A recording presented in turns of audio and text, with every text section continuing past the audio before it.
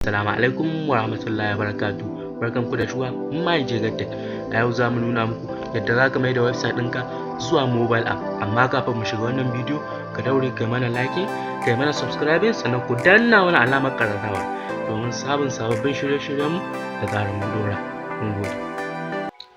Da farko dai za ka shigo website ɗin nan mai suna apps gesa da yake muku bidiyon sa a bayan yadda za ka haɗa game.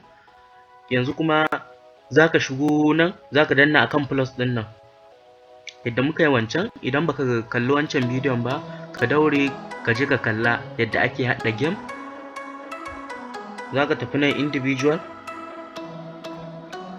biyu ƙasa, gashi nan convert website link into app, gashi sai ka danna a kai.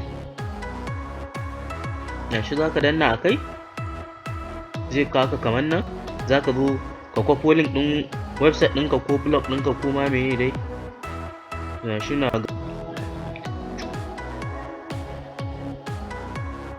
gashi za mun kwafo link ɗinmu.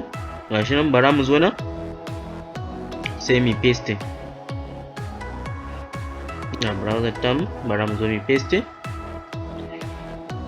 Gashi mun zo mun yi paste. Yawa yayi. Yanzu za mu yi ƙasa, za mu iya danna get content ɗin nan don mu ga website ɗin namu shine zai nuno mana irin abubuwan da suke cikin website ɗin namu. Kan nan bara dai mu ƙasa mu ga abubuwan da ya kamata a ce za mu. Sannan za ka iya ƙara su YouTube wannan ɗin, amma mu duk ba su ba. In kana so za ka iya ƙarawa. Gashi idan muka yi ƙasa za su ce mana wani kalar blog ne namu. Gashi namu blogger ne. Gashi za mu yi ƙasa, in kana so za ka iya canza wa'innan kalolin da yake mu ba masu.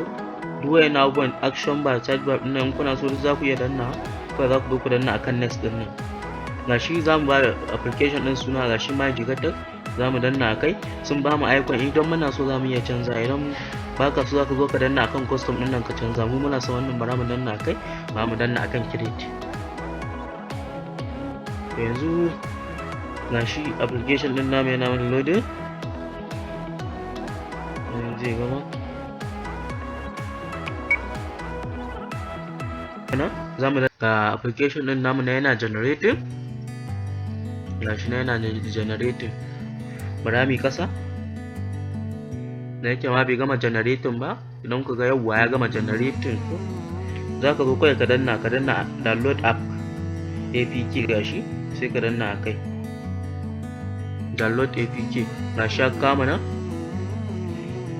yanzu zai nuna mana yana loading. Gashi yanzu zai kai mu wani page daban. Ka yi ƙasa dai kawai. Gashi wato gashi ya kawo mu nan, wai 2 to 5 minutes. Za mu ga